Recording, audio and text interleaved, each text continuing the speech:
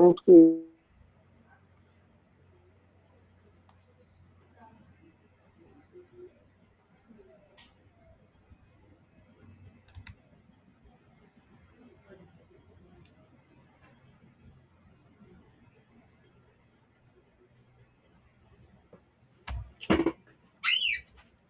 That we are starting.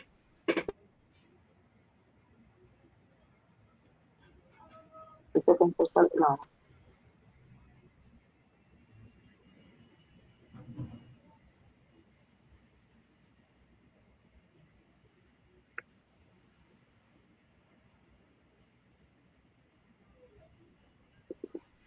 Okay.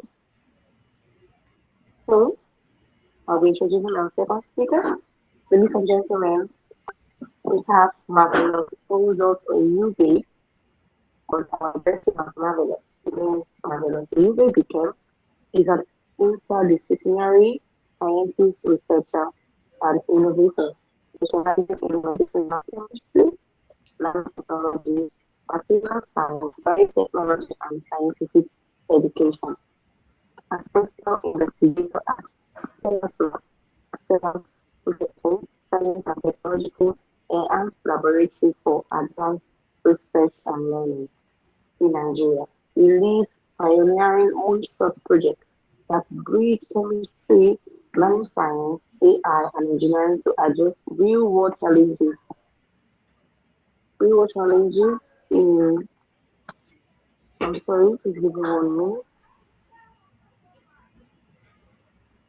Sorry, real-world challenges in drug delivery, sustainable materials, renewable energy, and biomedical applications. His research emphasizes stimuli responsive nanomaterials, green chemistry approaches, natural product-based therapeutics, and AI-driven design of multi-stimuli responsive systems for predictive drug delivery and translational medicine.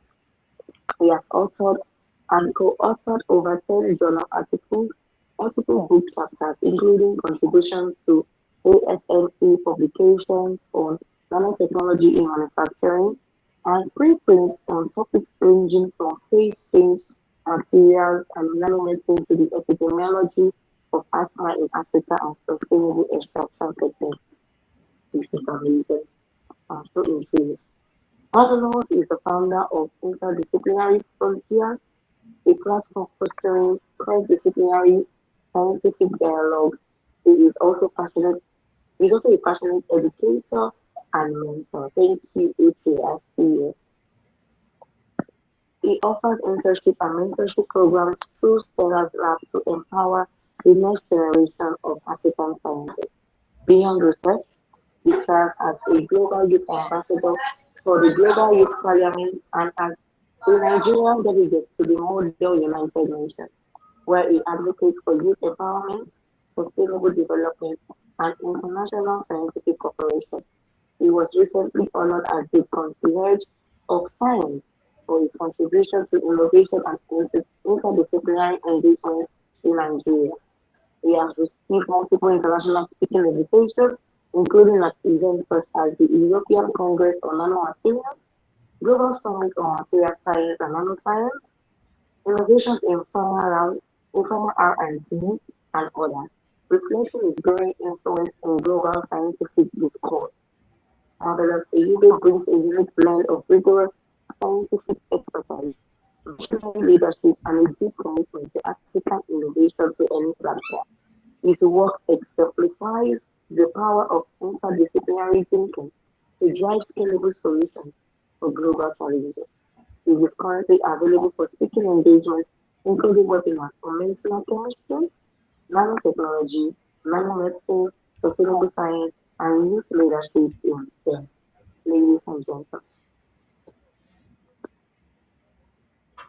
what reaction? With massive reaction.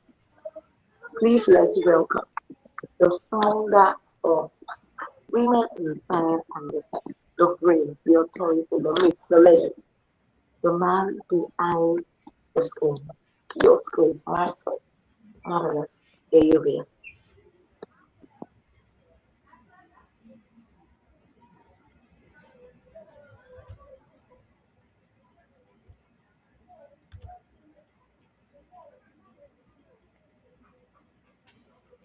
Good evening, everybody. Please, if you can hear me, let me know by giving me a thumbs up. Yes. Okay, thank you, everyone. So it's a privilege to be here today, and I want to sincerely thank the ESCOs of the Women in Science and Research for seeing me fit to be here to speak, despite being the founder. Women in Science and Research. It's a platform not just for women, but primarily focused on women where they create conversations like this, or better still, where conversations like this are possible, where conversations like this happen. Just like Essay said in my citations, my name is Marvelous Eibe, and I'm the founder of Stellar Labs and also founder of WISA. I work at the intersection of science, innovation, and entrepreneurship. But today, I don't want to speak to you merely as a scientist. I want to speak to you as someone who has spent years observing something that has always fascinated me. People can sit in the same classroom, learn from the same lecturers, write the same examinations, graduate with the same degree, and yet their life looks completely different. Why? I guess we'll be exploring that in our session today. So, permit me to, in a few minutes, set up my slide and share my slide to you.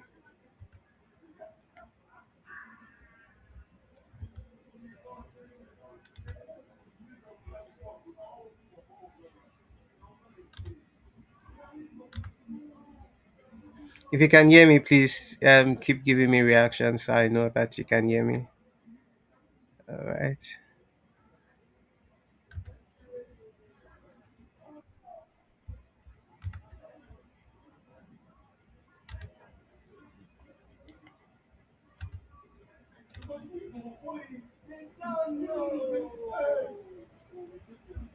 Okay. If you can see my slides, please let me know. Can you see my slides? Please, someone should turn on their mic to tell me they can see my slide.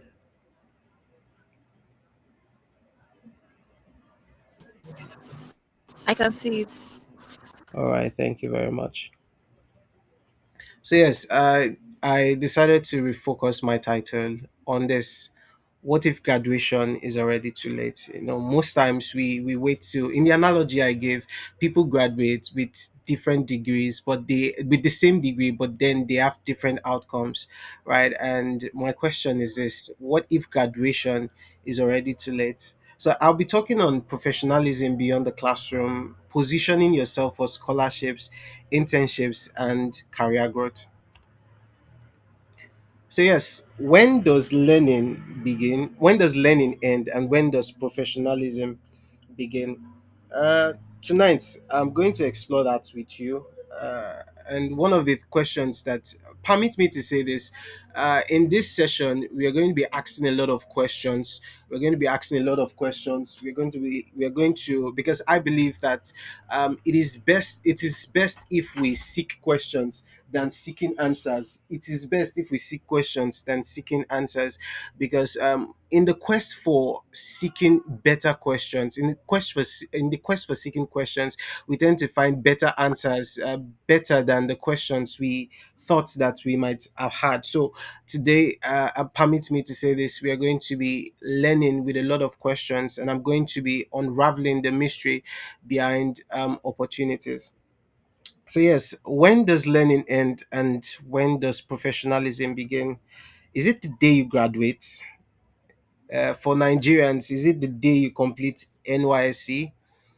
Or is it the day somebody finally introduces you as an engineer or as a scientist? For chemists, as CHM?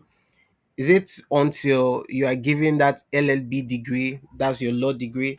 Or is it until, if for those who are learning skills, is it until you get whatever certificates they give you for your skill? Or is it until you are being addressed as a doctor?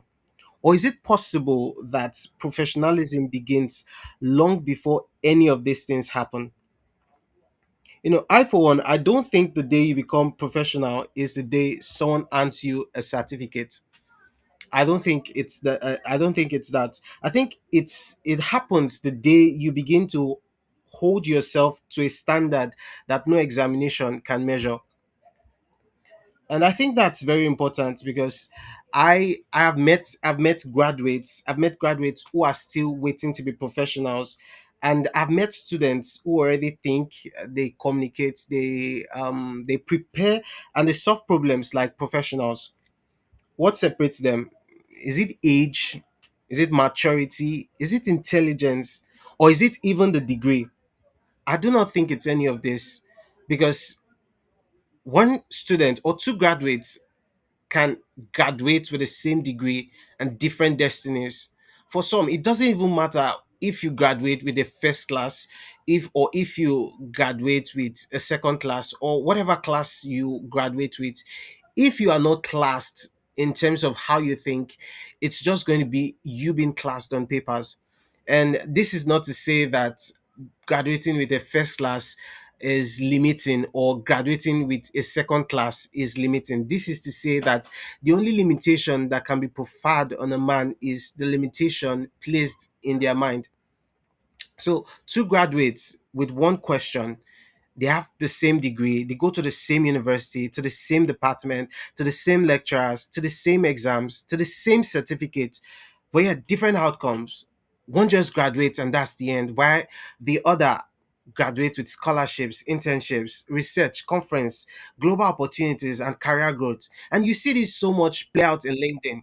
You see someone just say, a few weeks back, I graduated from the Department of, let's say, Animal Environmental Biology in the University of Benin, and today I'm telling you all to congratulate me on being on the road or being on a roller coaster, having received two scholarships from international universities. And you get asking the question, why not you? Why not you? And you see it, you say, okay, that person is very intelligent, that person is most likely a first class student, the person has a lot of things going on for them. But this is what we don't often believe, because most times we think that professionalism begins after graduation. The truth is, professionalism begins long before graduation. Of course, a degree can certify your education, it can tell a person that you've achieve this, right? It cannot certify your discipline. It cannot certify your integrity. It cannot certify your curiosity. It cannot certify your consistency. And most certainly, I believe it cannot certify your willingness to improve when no one is watching.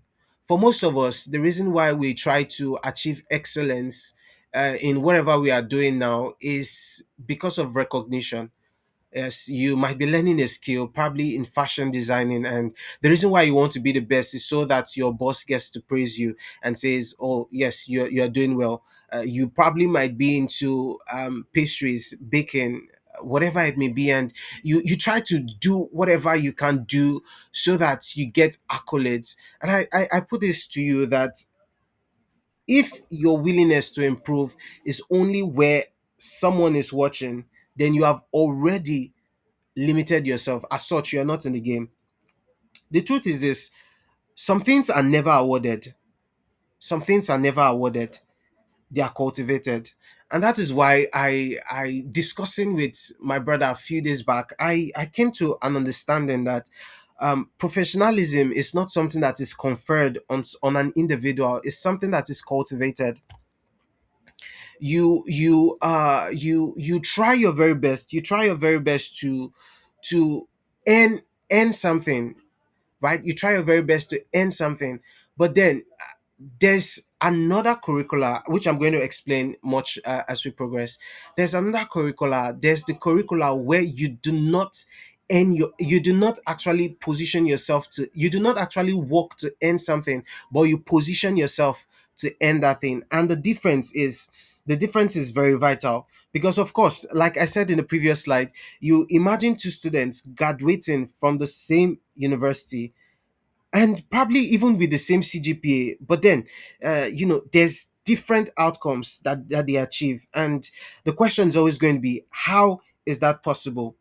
Because the truth is this: if education alone determined our future, then journeys should look almost identical. You should always have, the same outcome if education guarantees,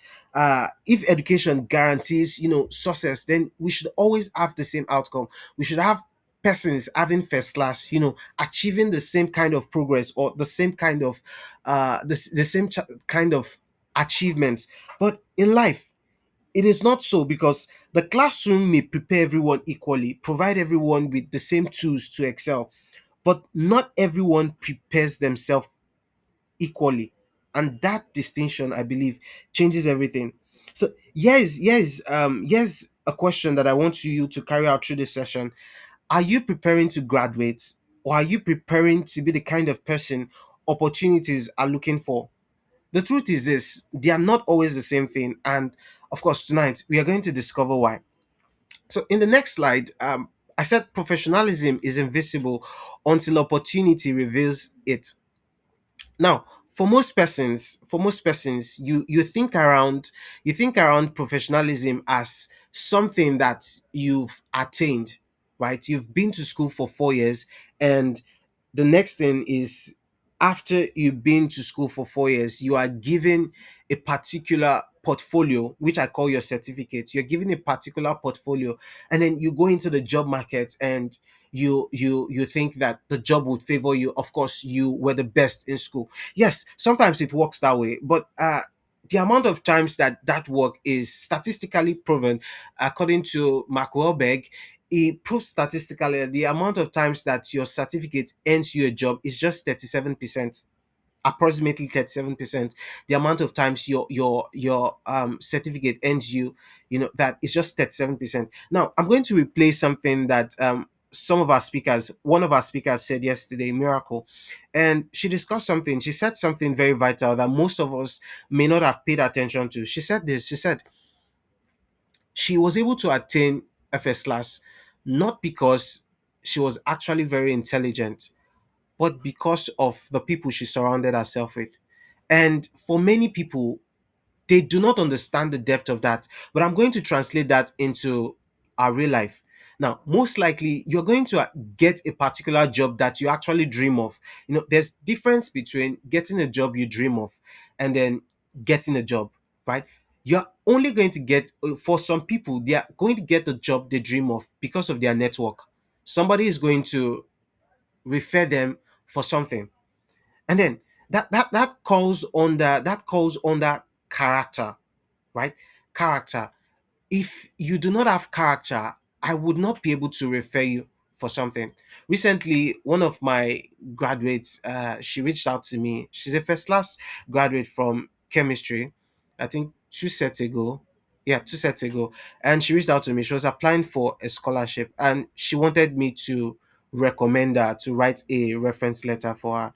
And I didn't object to that. She was, skeptical about it. So she sent a very long message. And to be very honest, I did not read your message. I was just trying to find the points. I was just skimming through, and okay, just write a letter. I asked her what school was it. She told me the school, and I thought, okay, I'm quite busy now, but before the end of the day, I was going to write the letter. And I wrote the letter, I sent the letter to her. She said it was okay, and then I submitted that to her. And then she reached out to me, telling me so much thanks and everything. But I didn't do that just because I knew her. I did that because of character. So many of you, you have networks that you'll not be able to access, because it's one thing to know persons, it's another thing to have access to them, right?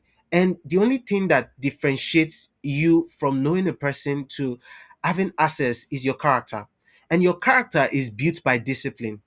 Now, how do you build discipline, or what is discipline? Discipline is basically what you've conferred on yourself as your way of life. Discipline is what eventually becomes your culture. My brother yesterday, Emmanuel, he said something which most of us may not have picked, but I'm going to double click on that shortly. He said if you are going to meet him 4 times, two out of the times you are going to meet him is going to be reading, and that's a culture he has imbibed on. I know it was trying to be very modest, but I'm going to put this to you: if you are going to meet him 10 times, just randomly, you are going to meet him 10 times, I can assure you that 8 out of the times you're going to meet him is going to be studying, not reading, studying. I mean, immersed in deep study. And he has cultivated that as a part of his culture, right? That has become his discipline. And eventually, because disciplines build habits and habits become a culture, eventually it becomes his character, right? Now, most times people tell you that you cannot be consistent when you are disciplined, but I give you something different. If you are truly disciplined, then consistency is not a factor to think of. Consistency just comes in, right? Now, when you combine discipline, character, and consistency, you have initiative. An initiative is what every leader needs to have. If you are trying to lead a particular amount of persons, and most persons might tie leadership to just leading, but this is what I define as leadership. Leadership is actually doing something that others can emulate, right? Doing something that others can emulate. Now, you may not necessarily need to have people that you actually mentor, right, directly, but of course, based on your actions, based on what you do, you'd actually confer on them a mindset that they take that this person is a leader, because eventually you become a mentor. My brother yesterday, Emmanuel, he said something. He said in a conversation he had with Rockefeller. Rockefeller is the first millionaire in the world. For those of you who don't know him, is the first millionaire in the world, just like now we have Elon as the first trillionaire. And then he said in a conversation he had with Rockefeller, Rockefeller is late, is in blessed memory now, but he considers Rockefeller to be his leader. And so he daily converses with Rockefeller through his books, right? Now, Rockefeller may never know Emmanuel, but Rockefeller to Emmanuel is a leader, right? So most of the times, our discipline creates a framework that imbibes in us leadership. And that's why I started with character, because of course when you talk about character, you cannot build character without discipline, and then that ties down to consistency, leadership, initiative. Now, when you have all of these five things combined together, you have three other things. You have integrity, and you have reliability. Now, I once recommended somebody for a job. I was given an offer, and I wasn't interested in the offer per se, as opposed to what they thought I was going to be very interested in. And it was a lecturing offer, and I thought much on it. I predicated much on it. I even discussed with some of my colleagues, and it looked like I was going to go for it. But after giving it much thought, I discovered that it was going to inhibit me from getting to where I needed to be within a specific frame time. So I referred somebody. Now, I referred somebody because I was certain that that person was reliable, right? I was certain that that person was reliable. That was why I referred the person. And the only way for you to be a professional is for you to combine all of these things imbibed in one thing, right? Discipline, right? For you to combine all of this imbibed in one thing, discipline. I say discipline because discipline in this case, as I use, can be interchanged with habits, can be interchanged with character, right? So discipline, right? Now, how do you build your discipline? Because most times, most people do not speak much on this. They just tell you be disciplined about building this, be disciplined about doing that. How can you build discipline? I put it to you in one word: curiosity. That's the only way you build discipline. What does curiosity mean in this case? Curiosity is simply your ability to always put yourself out there in learning. For most people, you think that you start doing something and you get good at it, and that's the limitation with getting good at something. Because when you get good at something, you see yourself as being up to the ceiling. But that's just the thing, because when you come out of that space, you discover that the ceiling is just a limitation that you've imposed on yourself. But when you are curious enough to consistently develop yourself, I have a mantra that everybody who knows me surely knows that I live by. Every day, I ask myself one question by 12 a.m. Have I become the best version of myself? Or am I the same person I was yesterday? And that goes on to say that curiosity helps you create a framework around this to become the best version of yourself daily, right? Now, at the point where you put all of these things together, you already become a professional. So what I've just done, what I've just taken time to do is to break down what a professional is. Professional is not something that you are qualified to do. A professional is something that you do habitually. For example, there are people who sing, right? They sing and they may not necessarily make a career out of singing, but they are professionals when it comes to singing. For example, I have a person, a very dear friend to me, who she's a music director and she's a professional when it comes to music, but she made a career in photography, in cinematography rather. She made a career from cinematography, but she's a professional in singing because at every time where you reach out to her, she's going to do excellently well in that.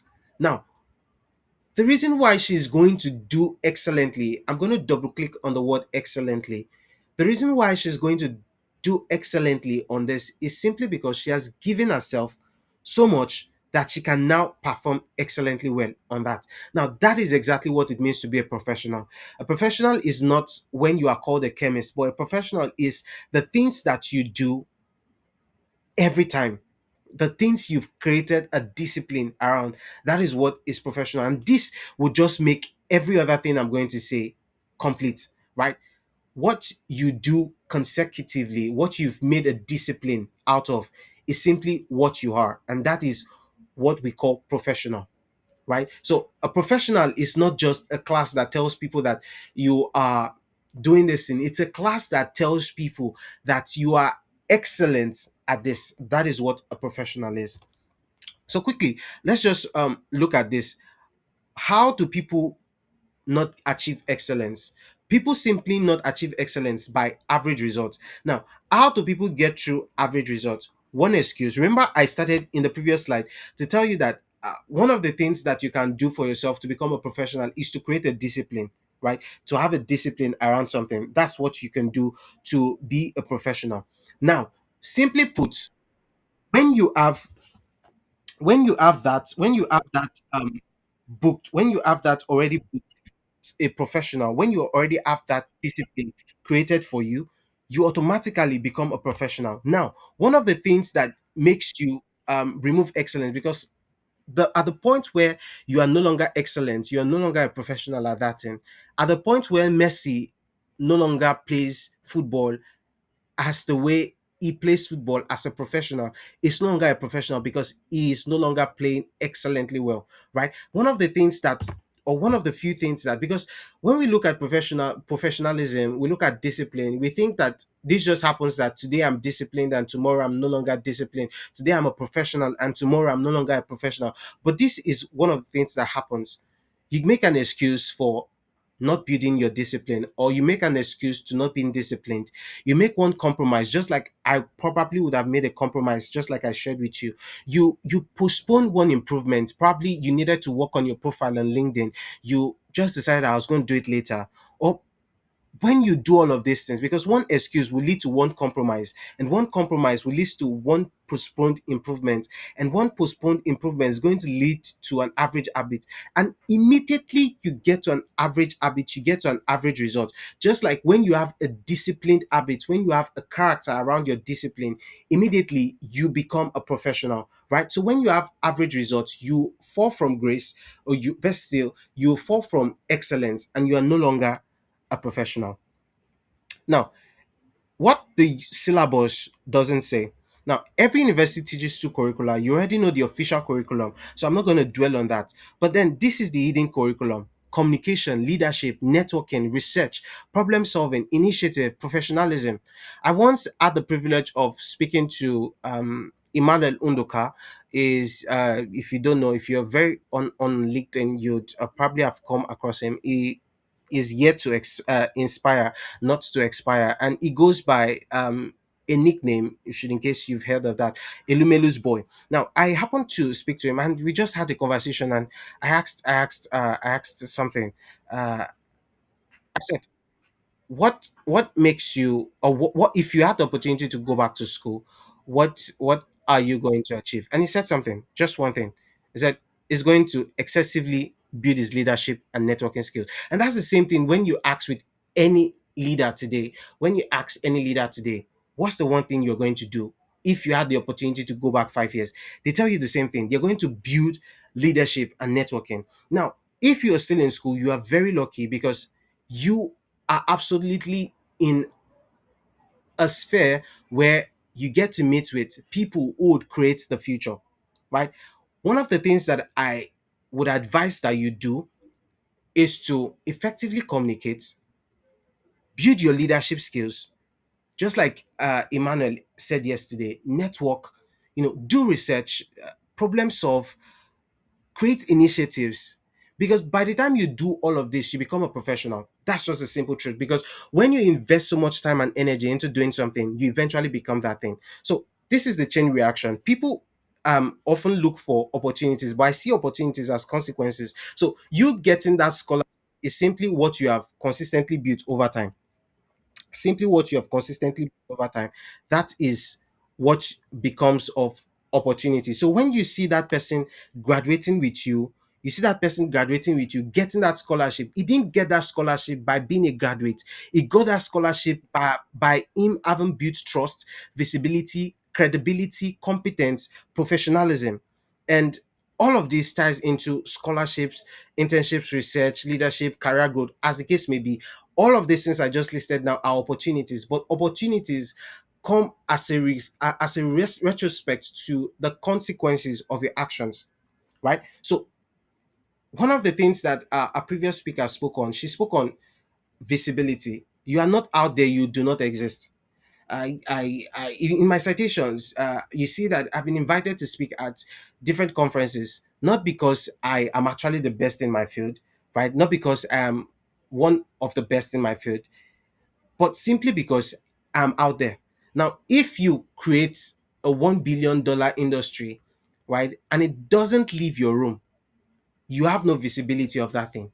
And that's why you must consistently put yourself out there, right? So just remember that opportunities are basically the consequence of your actions. So I put it this way to you: opportunities are a chain reaction which stem from the consequences of your actions.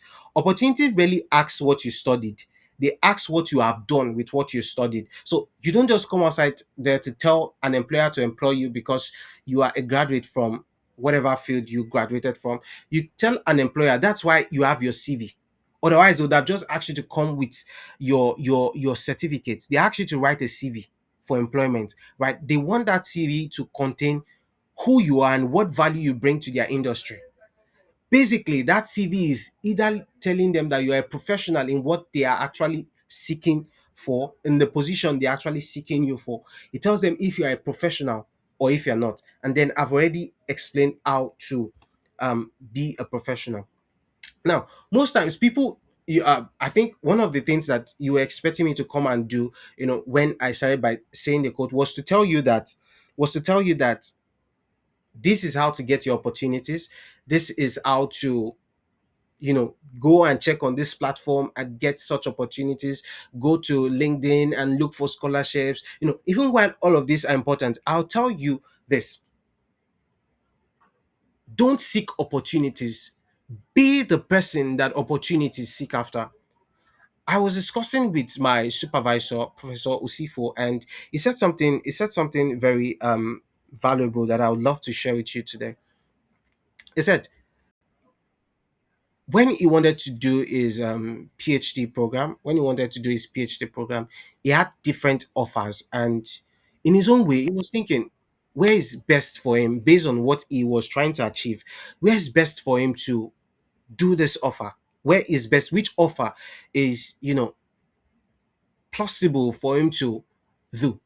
Now, in most cases, there are a lot of persons who start seeking opportunities, because one of the things that he said that made me want to, share this valuable conversation with you was that He said when he started this PhD program, he discovered that there are a lot of professors out there, they receive grants every year, right? And they look for persons that meet a particular stringent requirement for them to actually, give scholarships for.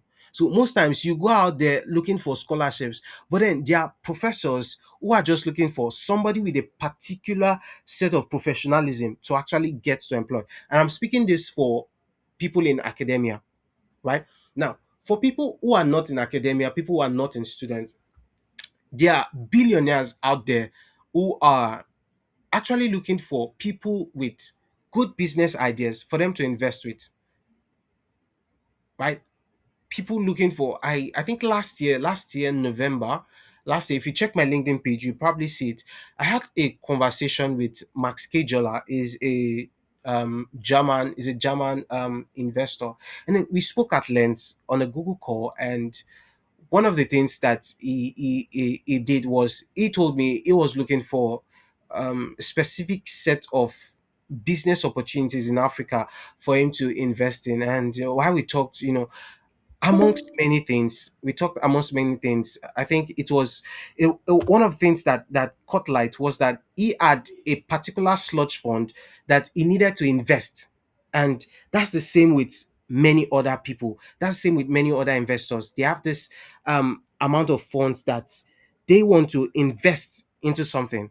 And I think that that is very vital, right? Moving on moving on.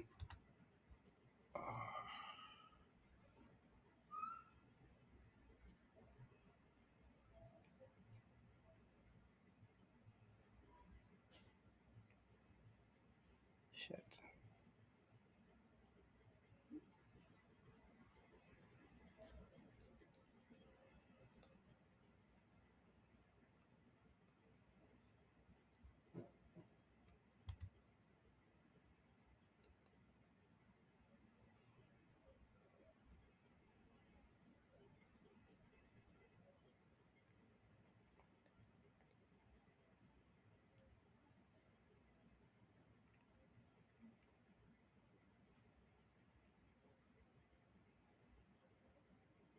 To the chat box, and if you have any questions, observations, and the likes of them, you could just drop it there. I think he's back. So yeah. I sincerely apologize. I just received a call and that interrupted my network. So just to round up. Sorry, let me share my screen again. Just to round up in the last slide. I'll just move to the last slide. So I round up and we take questions.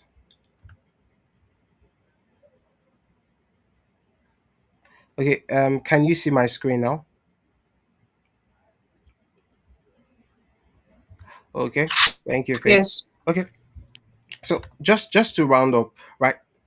The only way to win, the only way to win is through preparation, right?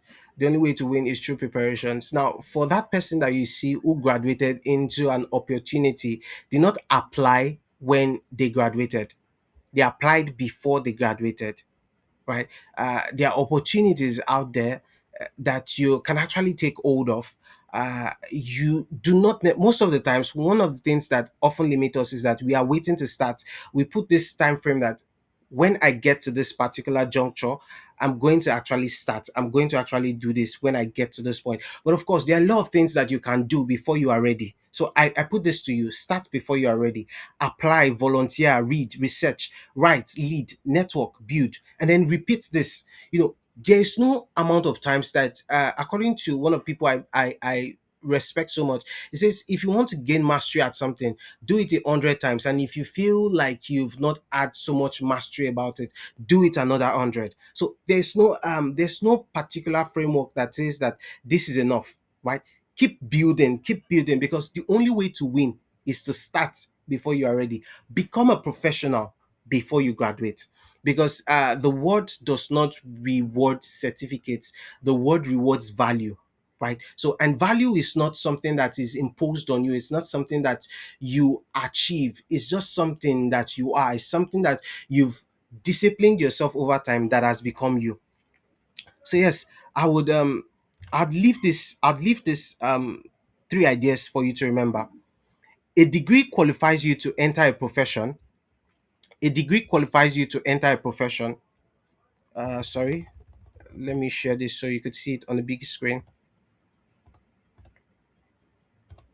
Okay. Yes. So a degree qualifies you to enter a profession. Professionalism determines whether you remain in it. Your certificate tells the world what you completed. Your life tells the world who you have become. The world is full of qualified people. It will always make room for professionals committed to excellence. So I'm just going to, in 30 seconds, explain this. Now, when you have your CV, just like I explained earlier, what of the things that your CV carries is not your certificate, and that's why your certificate is not included. You just include a statement amongst many other statements that you graduated from this or you have this qualification, right? And that's why it's called under educational qualification. Now, in most times, as a reviewer, one of the things that people do when they applying for scholarships, one of the things they do, so I'm just giving the secret for those people who are in academia. Now, they do not necessarily check your background. You know why? uh, it is going to be very impossible for anybody study English language to apply for a physics program. The possibility of that, I know that may sound funny, but the possibility of that happening is very, very slow to very, very slim to zero. Now, most likely you're going to be qualified. In fact, before people apply for scholarships, they actually read what it takes to actually apply for that scholarship, so they apply. So the first round of them screening you is not to check whether you have a particular qualification or not. It's to actually check whether you are fit for the program. And what they check whether you are fit for the program is your background. And basically, what they look in your background, they look at your value, right? Have you interned? Where did you intern? Do you have do you have a proof of internship? Have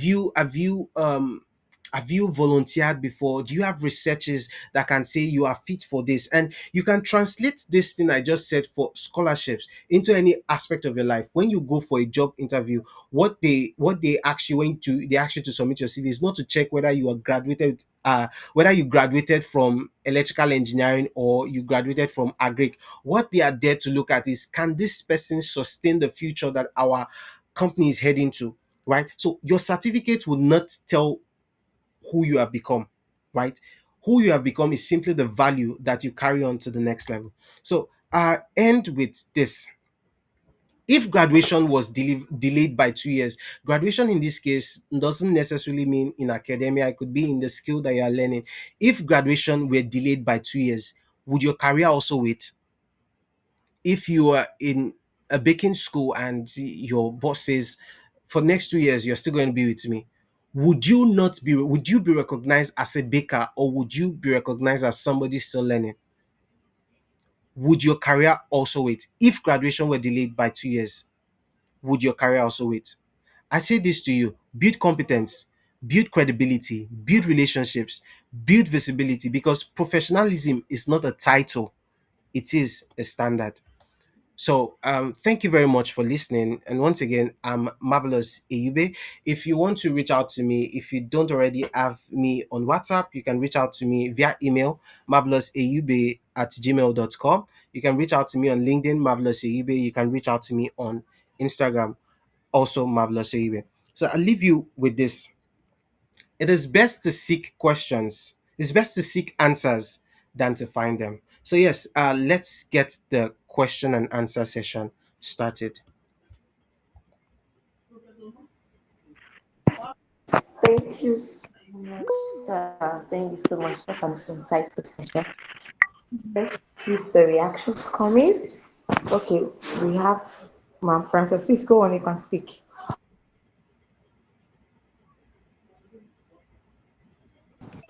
Okay. Good evening, everybody. Good evening, Sir Marvelous. Your session was really impactful, and I would like to commend you for the insights you shared. However, I have a question. You said if Messi stops playing excellently, it means that he has lost his professionalism. Does it therefore mean that excellence is the only metrics for professionalism? And how did you get to this conclusion? Sorry, please rephrase your question again. Okay, I said when you were talking about Messi, you said if Messi stops playing excellently, it means that he has lost his Yeah. professionalism. Does it therefore means that excellence is the only metrics for professionalism? And why did you come to this conclusion? All right. Yes. Is excellence the only metrics for professionals? Is excellence the only mechanism for professionals? If Messi was to stop playing it as excellent as he was playing, he has lost his profession. He has lost professionalism. Now, in that case, or in that scenario, being a professional is different from professionalism, right? Now, if Messi stops playing excellently, he will lose his professionalism, not his profession. Because of course, we say stop playing, right? Stop playing excellently. It doesn't mean that he has stopped playing. So his profession is still a football.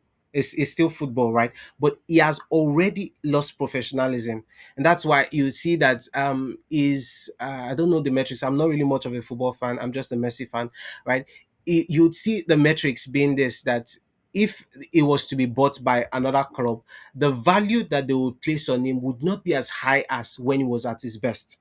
And that leads me to say that excellence is essential, but of course, it is not entirely sufficient or self-sufficient, because you can produce excellent work occasionally, right, by being a professional. That's what it means to be a professional. That is, you have the ability to create magic, you have the ability to create excellence, right? But professionalism is broader. It's about the standards that you continually uphold, right? It's about the value that is imbibed in you, right? So if Messi stops playing excellently, he would still be a professional. That is, he still has the ability to be excellent, but of course, he it will not his play would not be regarded as professional, right?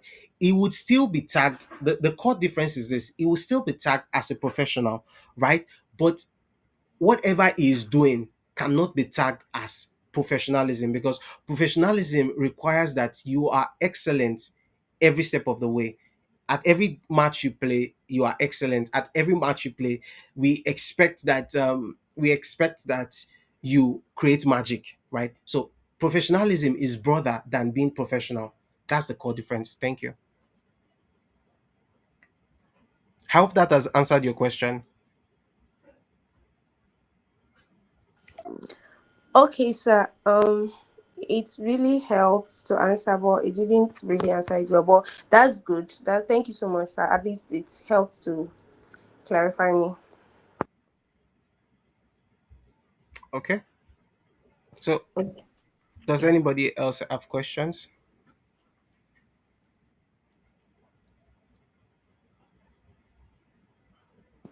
Please, if you have a question, can you use the chat box? Do you unmute your mic and ask your question? Thank you very much.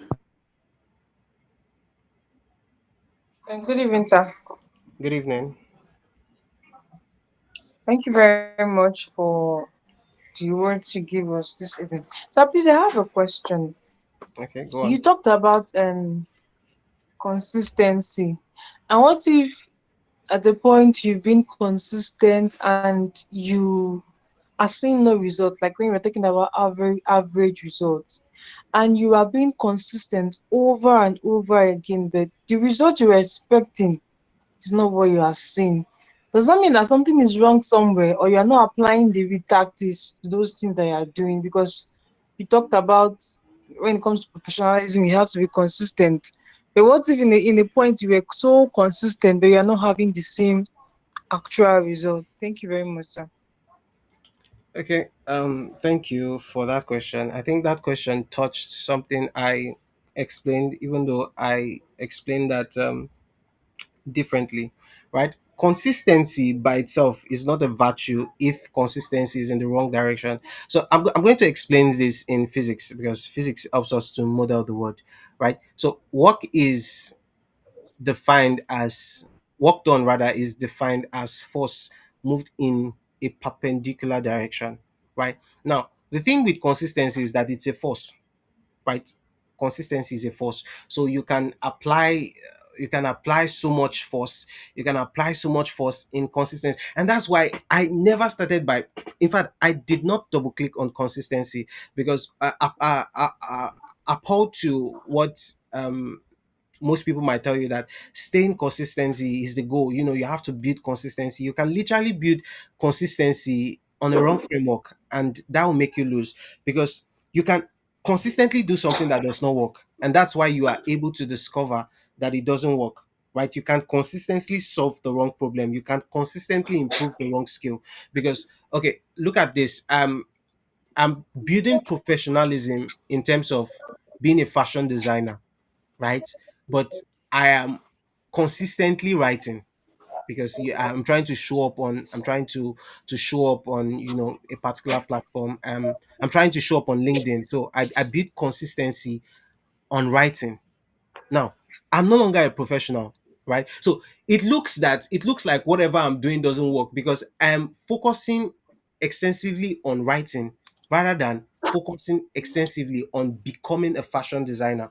Now, it's good to put ourselves out there, right? But putting ourselves out there is just one of the things that we do, right? So you can, and that's why you see that there are persons who don't post every day as opposed to what you might have heard on LinkedIn or you might have heard on X. There are persons who don't post one day. Yes, we have the exceptions of people who post every day. We have the likes of Elon who posts every day on X, and he still has thousands of engagement. We have the likes of Jack Quay that post. She can post twice in a day. People tell you post once. She can post twice in a day and still amounts to a lot of engagement, right? But there are still persons who post maybe once in a week, once in a month. We have the likes of Tony Elumelu who posts, just every now and then and still achieve so much. So you can eventually build consistency in the wrong thing. Now, if you are going to be a professional, if you are going to be a professional, you should build consistency around what makes you a professional, right? So if you are a student and you want to be build consistency, you build consistency around being a student, right? If you probably a student and you want to be a professional, probably in whatever your field is, you build consistency as a student to being a professional in whatever that is. So building consistency is not the framework. Building discipline is the framework, right? Now, what you should be focused on in terms of consistency should be on your discipline, right? You should be focused on your discipline. And that's why I said discipline is habit, what you do daily, right? So what you do daily becomes easy for you. For example, if I ask you, are you consistent with waking up? Of course, you are going to say yes because you do that daily, right? So over time it becomes a habit, and that's why your major focus should actually build the habits, not to build consistency. Because if you do not have the habits, there's no way that you can be consistent about doing that. That's if it works, right? If I'm assuming in a case different from what you explained, in a case that it works, you build the discipline right around that. If you build consistency before you build the discipline, it will be like you are building a building before your foundation. So I hope that helps. Yes, it's nice. We have another Yes, thank you very question. much. But please, because yeah, thank you very much. Can you be brief, please? We have another question right here. Please be brief. Thank you. Okay, so This I see is Anita this is here. my name is Anit, and this is my question. How do you stay consistent and keep showing up when you can't see any visible progress or results from your efforts? Because I've come to realize that motivation doesn't keep you going. So how does she stay consistent even when motivation doesn't isn't there rather? When I think I motivation isn't think there, how does I've she already I think I've be already answered consistent? this previously. I think I've already answered this previously. You don't start with building consistency, you start with building discipline, right? If you are disciplined about something, eventually you're going to end up doing something. So I'm going to double click on what my brother Emmanuel said yesterday.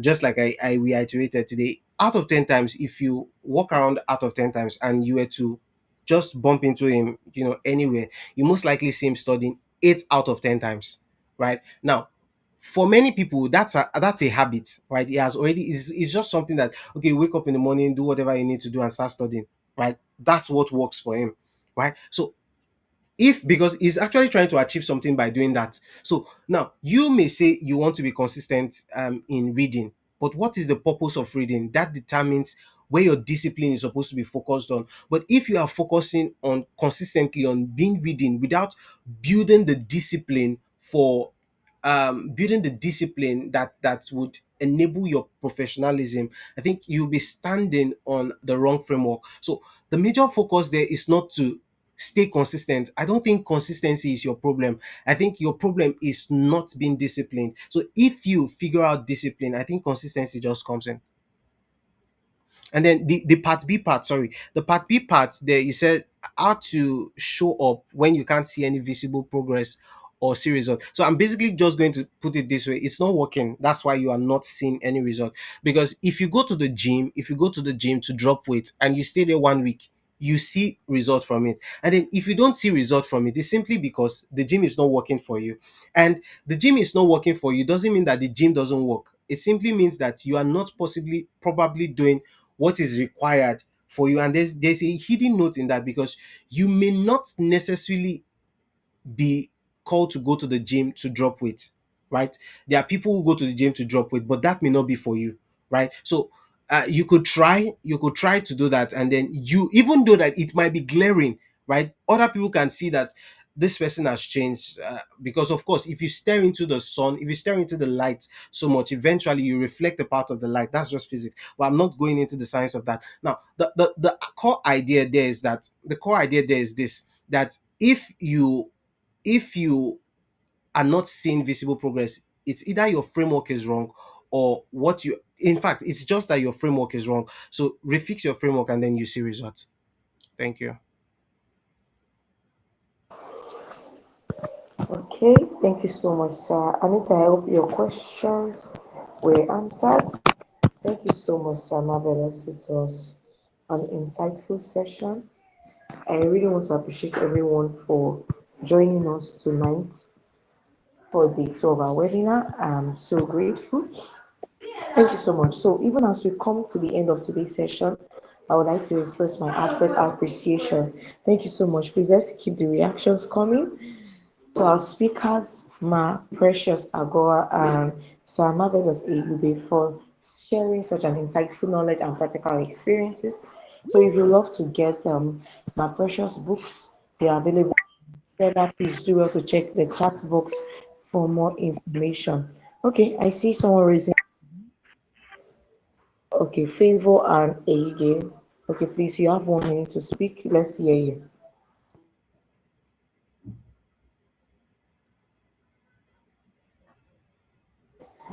Favor, you can go on, please.